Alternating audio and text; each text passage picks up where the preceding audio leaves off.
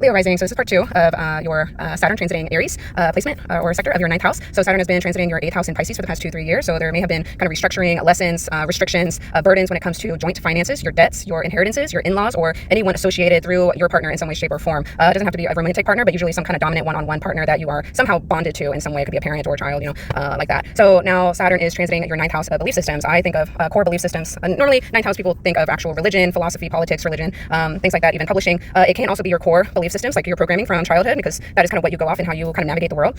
So think about, depending on how old you are now and what did you learn in the past 30 years, if you've lived that long already, how are you going to do things now in a new way?